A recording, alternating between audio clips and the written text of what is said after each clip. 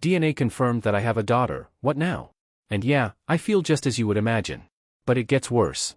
She 18F lives in the US, I 39M in Europe. I don't know how to do this and really need advice. So what happened is that months ago I got a call from a US number. Didn't answer since I don't know anyone there. Then again the same day, so I answered ready to yell at some scammer. A girl on the other side introduces herself and just say that she thinks I might be her father. That was the first thing she said. Hi, my name is Jane and I think you might be my father. Fake name. Obviously I told her I don't have any children and that she has the wrong number. But then she drops a name I haven't heard in, you guessed it, 18 years. Back around that time I was in the US for a year on a job exchange with our sister company. Met a woman there and we hooked up over maybe a few months. I remember buying condoms after meeting her, but I can't remember if we used them every time. Anyway, I gave her my non-US number but never heard from her again.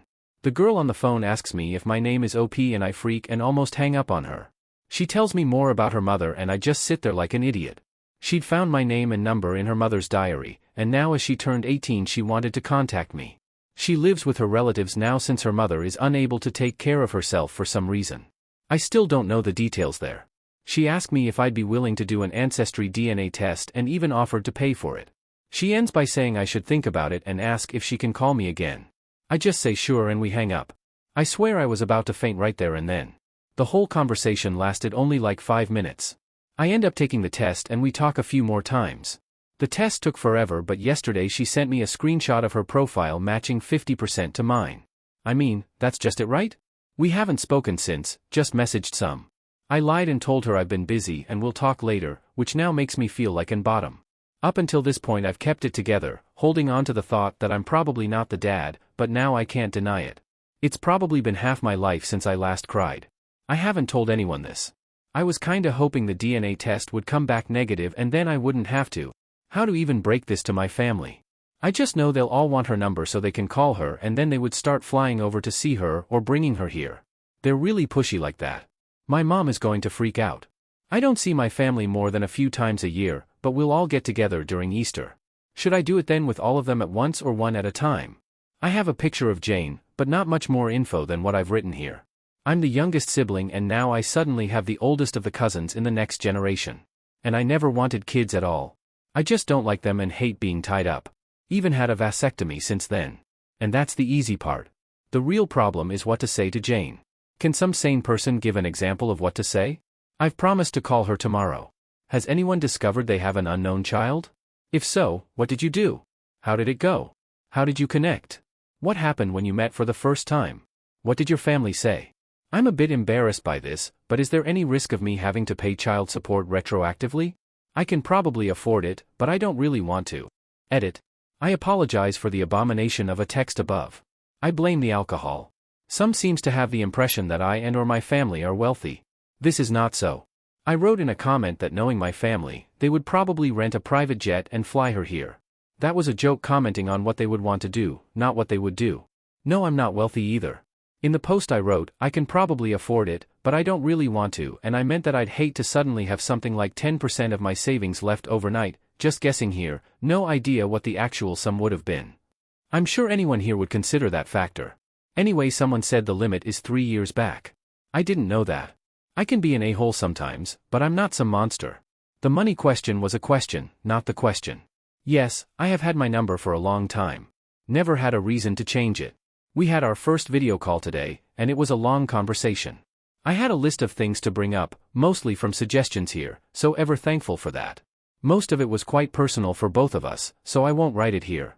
But it boils down to that we both want to continue to stay in touch and get to know each other.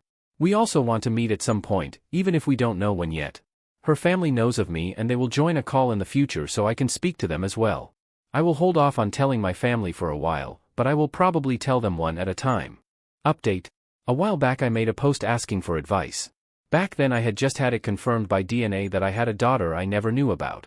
I called her Jane in the other post, so I will here too. Jane is the result of me hooking up with a woman while I was in the US working.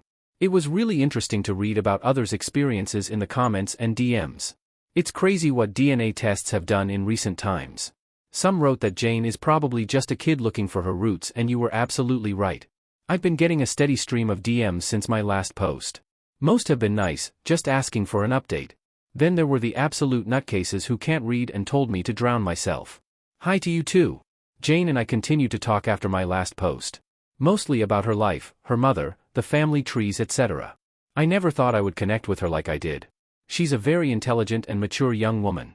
My family knows now, and it went better than expected. Mom and sister still went a bit apeshit, but Dad knocked them out with a large club he always carry with him. To the nutcases, no, that last bit didn't actually happen. Funny thing, my brother-in-law actually distracted Mom by reminding her that she has made sweaters for all the other grandkids, but now she's way behind on one. All of them understandably wanted to call her, but my daughter, yes, it's pretty cool to be able to say that, and I had already planned to have that call the following day. And it went really well.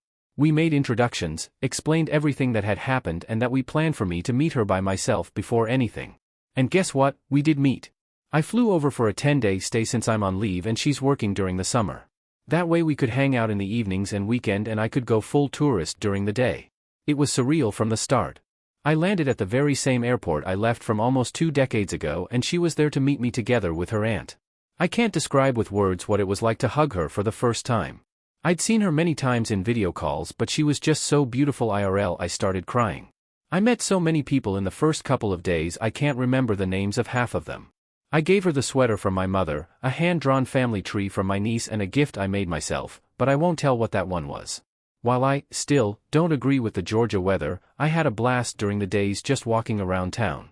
I went to Jane's workplace almost every day and pretended to be a regular customer. We had lunch and dinners either alone, or with the rest of her mother's side of the family. All of them were so nice and welcoming to me. I visited their house every day, but chose to stay at a hotel since I didn't want to be a bother or impose myself too hard on Jane's life. Obviously Jane and I talked a lot. About anything and everything, but mostly about her upbringing and her mother. I mentioned in the previous post that her mother wasn't able to care for Jane. I didn't press that subject much at first, but it was unavoidable after a while. I won't get into all the details, but her mother is sick and has lost some cognitive functions. She recognizes Jane and some family members well enough, others not so much.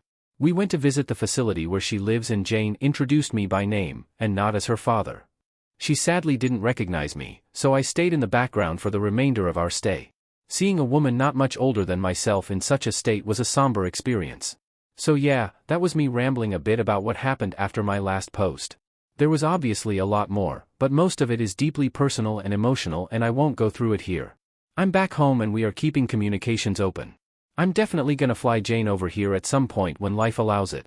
But other than that, we have no specific plans for the future. Hope you all have a nice day.